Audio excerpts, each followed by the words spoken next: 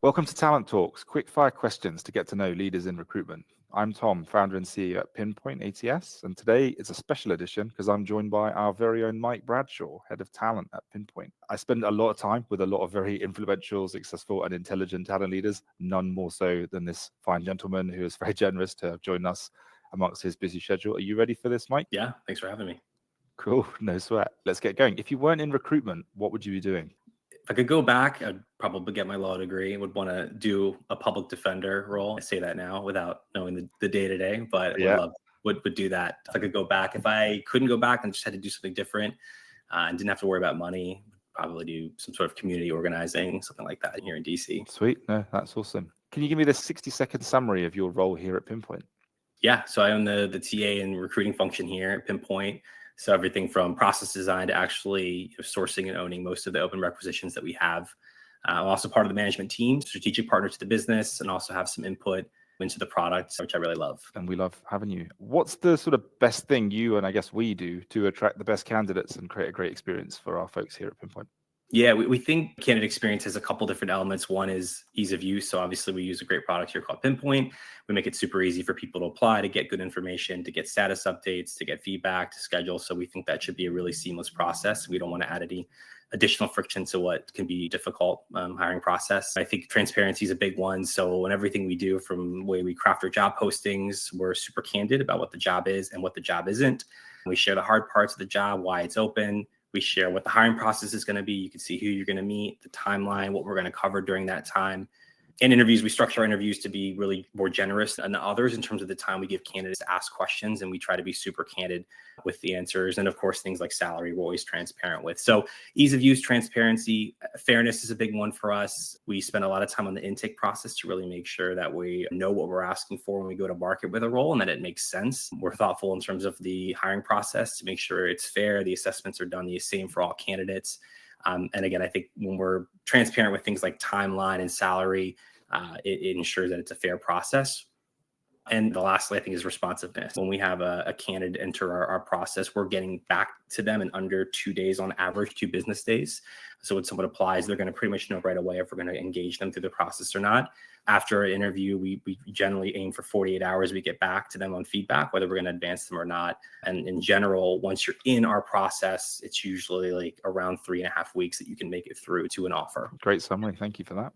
If you could only pick one, what do you think is the most important hiring metric for our talent team? It's not as interesting, but I think it has to be headcount to plan. I mean, at the end of the day, the core function is for us to deliver great hires, and they have to be on time, right? The business is dependent on us to meet their commitments. And so there's obviously lots of interesting and really important metrics that you can go through, but ultimately it has to be headcount to plan, I think. Yeah, love that. And selfishly, as the CEO, that's my favorite metric here too, right? It's the stuff we look at and review all the time because it's what determines the ability for us to actually execute our plan as a wider org. Cool. Okay, wildcard time. Give me a number from 1 to 10. 5. Favorite movie, TV show, or book? Gotcha. Favorite movie is a movie called Beginners. And I don't think a lot of people saw it. Ewan McGregor, Christopher Plummer, maybe 10, 15 years ago. But yeah, it's called Beginners. Highly recommend it. Cool. Love it. We'll check that out. Single biggest challenge facing talent leaders more broadly in 24? Yeah, there's a lot like top of mind that I think about. One is obviously everyone's talking about AI and how you're going to use it and how can you use it in a meaningful way. And I think if recruiters are utilizing it some way, how can they then, with that sort of time saved, continue to add value to the organization? It's going to be really important that every recruiter, I think, should be thinking about. I think in the US, what does DEI look like after a Supreme Court ruling, right? What does that mean? And how do you still run a sort of an inclusive process that could navigate those things? But I think for me right now is, how do you properly assess a candidate in what's been a sort of chaotic job market, right? So post-COVID bounce back and then just the tech layoffs for the last year and a half, candidates' profiles are looking a lot different. And we're seeing a lot more candidates that I think old sort of lazy recruiter ways, they would disqualify them because they've been in 3 jobs in 4 years or whatever it might be.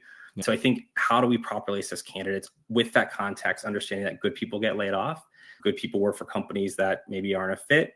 Some companies are not maybe properly run. There's bad products out there. And I think for recruiters, it's having that context, not relying on the old ways of looking at resumes in and out quickly, it means you're probably spending more time interviewing. And that as you meet candidates, you really have to advocate for them with your hiring managers and ask them to have an open mind. I think it's easy to, when you look at someone's resume, you can make up a story in your head about them.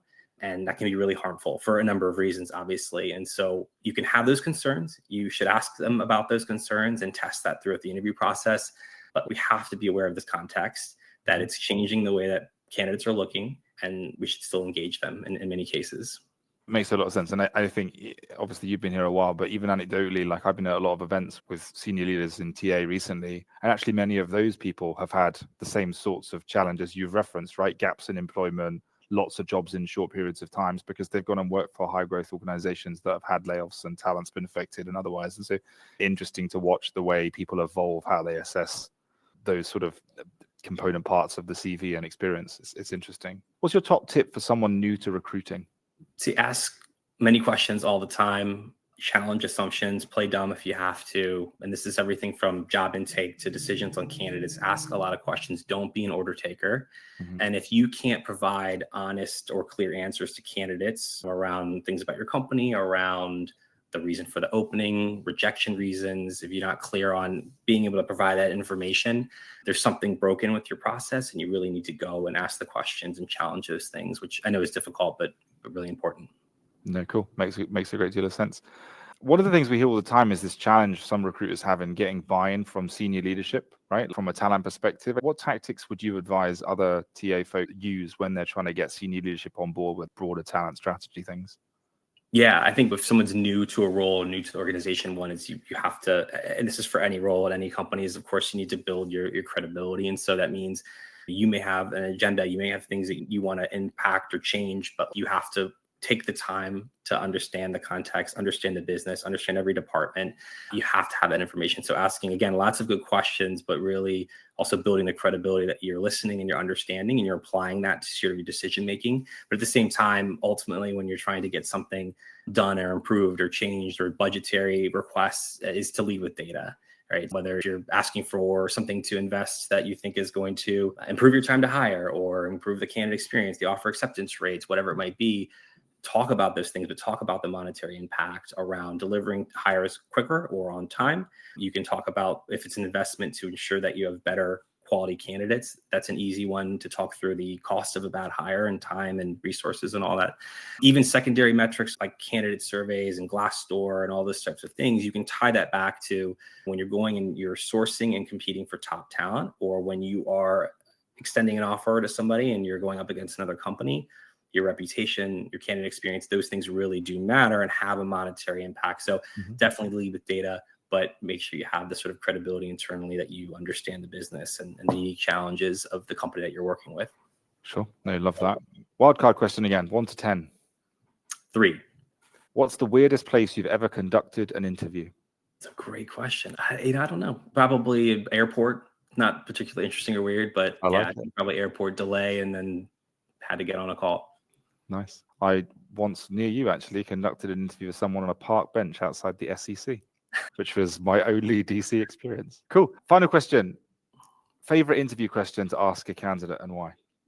What have I not asked about that I should have? Obviously, interviews are super stressful, and there's things that I, of course, need to cover, and there's questions I'm going to always ask, but I want to make sure I give the candidate a chance to brag or highlight something that maybe I don't know. If they had something that they wanted to get across, but they didn't get the chance to, I want to give them that opportunity. Maybe earlier they alluded to it, but feel like they didn't land the plane on, hey, no, I really did this. And so I want to give them that opportunity, and you learn a ton. And candidates you might maybe be on the edge about, they have this great answer that ties everything together. And if you didn't ask that, you might maybe have missed out on them. So absolutely love that. Nice one. Cool. Look, that's it for questions today. Thanks so much for joining me, Mike. You can all follow Mike on LinkedIn if you want to stay up to date. Obviously, I'm biased, but he does share a bunch of brilliant insights on there. And if you're a recruitment leader or know a brilliant recruitment leader I should be talking to, please get in touch with me and have them join me on Talent Talks. Thanks very much. All the best. Thanks.